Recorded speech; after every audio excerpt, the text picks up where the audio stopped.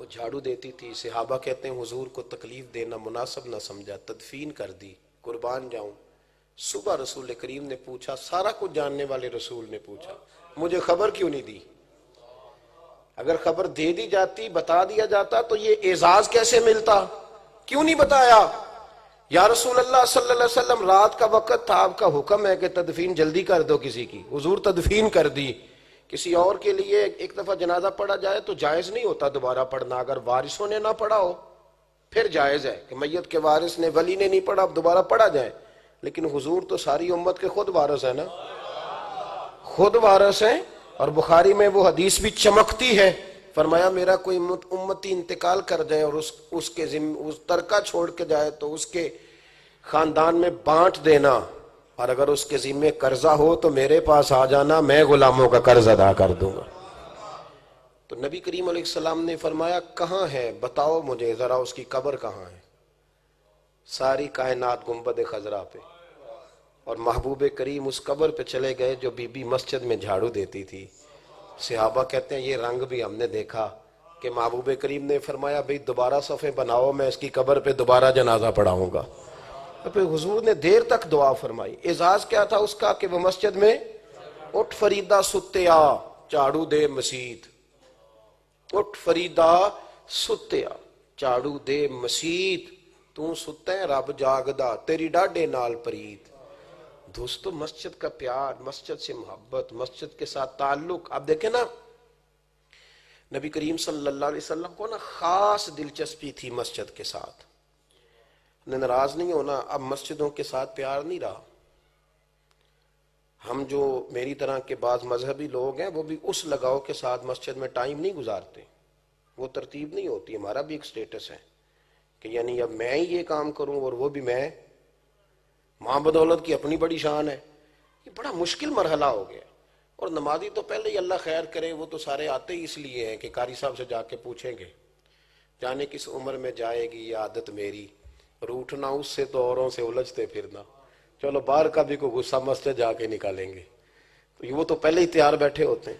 تو میرے عزیز مسجد کا پیار، یہ حج کی ٹریننگ ہوتی ہے نا، حج کی اکثر تو مجھے بھی موقع ملتا ہے بعض جگہوں پہ حاجیوں سے بات کرنے کا، سعادت سمجھ کے جاتے ہیں کہ چلو اللہ کے مہمانوں کو ہم بھی کوئی بات بتائیں گے، اور وہاں جا کے انہیں یاد آئے گی کہ شاید انہوں نے بتائی تھی، تو وہاں جا کے ہمارا بھی تذکرہ رہے گا، کوئی ذریعہ بنے گا۔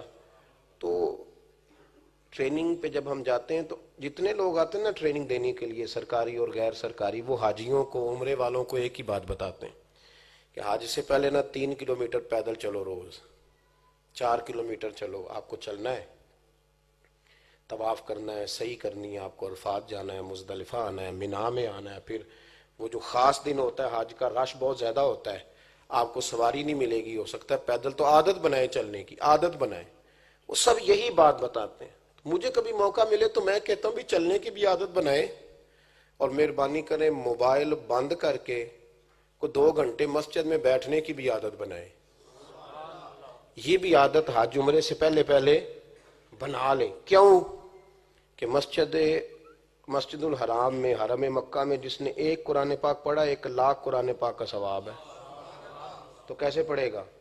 بازاروں میں گھوم کے کہ حرم شریف میں بیٹھ کے؟ تو ہمیں تو عادت ہی نہیں مسجد میں بیٹھنے کی، مزاج کا حصہ ہی نہیں، ہم تو نہیں بیٹھ سکتے 20 منٹ بھی، اسی وقت نکل جاتے ہیں نماز کے بعد۔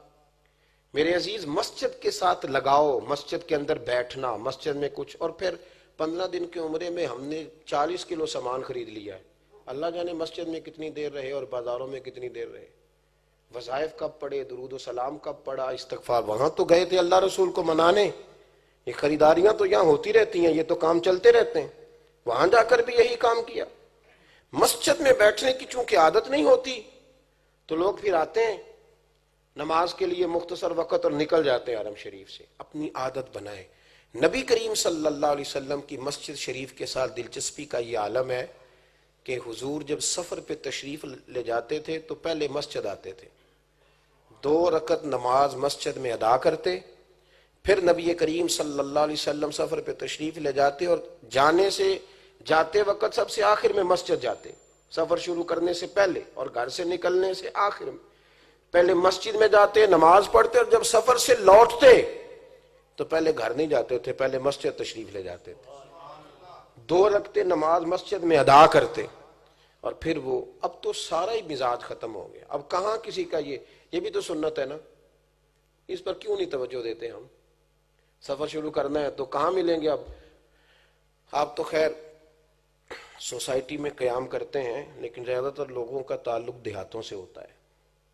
ہمارے دیہاتوں میں جب بچے کی شادی ہوتی تھی نا، تو وہ جب جاتا تھا نا، اس کی بارات چلنے لگتی تھی تو اس کو اس کی اماں یا دادی کہتی تھی مسجد میں جا پہلے، اگرچہ وہ کہتے تھے جا سلام کرے آ. جاتے تھے کہ نہیں؟ چلیں زیادہ تر آپ شہری ہوں گے، پر جو پینڈو ہیں میری طرح وہ تو بولے نا، جاتے تھے نا؟ جاتے تھے لڑکے، اور وہ باقاعدہ وضو کرتا تھا بچہ، اور پھر وہ 2 رکعت نماز نفل مسجد میں پڑھتا تھا، پھر اس کو بیاہ کے لیے لے جایا جاتا تھا. لیکن اب تو اس کا ابا کہتا ہے کہ 45,000 تو دے دیا بیوٹی پارلر والے کو، تو جائے گا مسجد میں تو میرے بھائی وہ تو سارا اتر جائے گا.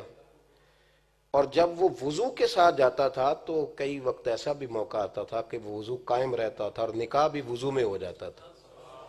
بہت ساری برکتیں سمیٹنے کا موقع ملتا تھا. یعنی وہ دولہا نکلنے لگتا تھا تو مسجد سے ہو کے نکلتا تھا، مسجد کے ساتھ گہرا تعلق ہوتا تھا، گہرا رشتہ. حضرت سیدنا امام احمد بن حنبل رحمۃ اللہ تعالی علیہ کا بیٹا کہنے لگا ابا جی مکان خریدنا ہے تو کوئی خاص بات بتائیں.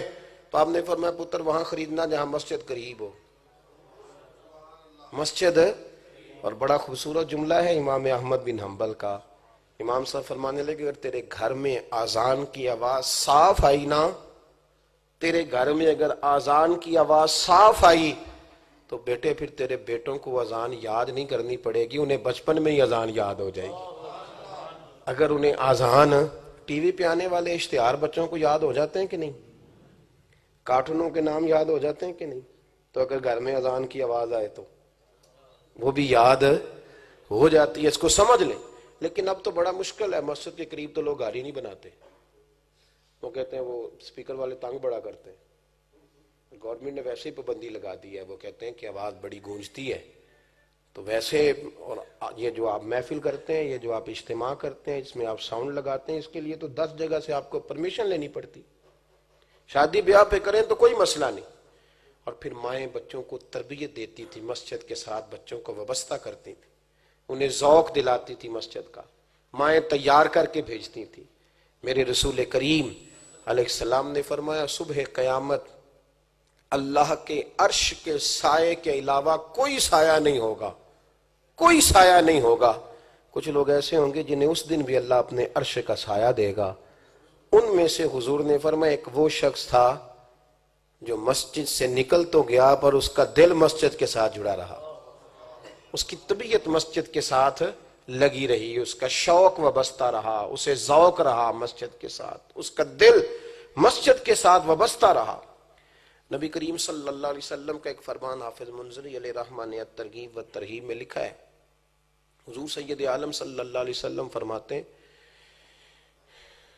کہ جو لوگ مسجدوں میں زیادہ وقت گزارتے ہیں نا، اکثر بیٹھتے ہیں. صحابہ نے پوچھا تھا ایک موقع پر کہ یا رسول اللہ اسلام کے اندر بھی کوئی چلہ کشی کا، کوئی رہبانیت کا تصور ہے کہ ہم کہیں کسی کونے میں بیٹھ جائیں، کوئی مہینہ گزاریں؟ تو حضور نے فرمایا میرے دین میں کوئی رہبانیت نہیں ہے، البتہ اذان کے بعد نماز کے انتظار کے لیے بیٹھنا، مسجد میں وقت گزارنا، یہی میری امت کا بہت بڑا اجر ہے، اور ایسے لوگوں کو شامل عبادت ہی کیا جائے گا. نبی کریم علیہ السلام فرمانے لگے کہ اگر وہ لوگ جو مساجد میں زیادہ وقت گزارتے ہیں، ٹائم دیتے ہیں، فرمایا وہ لوگ اگر کبھی کسی وجہ سے مسجد سے مس ہو جائیں، کچھ دن نہ آئیں، غیر حاضر رہیں، بیمار ہو گئے، کوئی مجبوری بن گئی، کہیں سفر پہ چلے گئے، تو فرمایا وہ لوٹ کے جب آتے ہیں تو تمہارے رب کو اتنی خوشی ہوتی ہے، تمہارے رب کو اتنی، جو اس کی شان کے لائق، تمہارے رب کو اتنی خوشی ہوتی ہے. فرمایا جس طرح تمہارے اہل خانہ میں سے کوئی بچہ گم ہو جائے اور گم ہونے کے بعد دوبارہ ملے تو جس طرح اس کے گھر والوں کو خوشی ہوتی، اس طرح تمہارا رب راضی ہوتا ہے جب تم پلٹ کے آتے ہو مسجدوں میں. مساجد کے ساتھ جو خاص رشتہ ہے، خاص تعلق ہے. ہمارے یہاں پتہ کیا ہوتا ہے کہ مساجد بڑی خوبصورت بنائی جاتی ہیں. اقبال نے بھی آپ کو پتہ ہے اس پر بڑا کھل کے لکھا کہ مسجد تو بنا دی شب بھر میں ایمان کی حرارت والوں نے، ایمان کی حرارت. وہ کہتا ہے من اپنا پرانا پاپی تھا، برسوں میں نمازی بن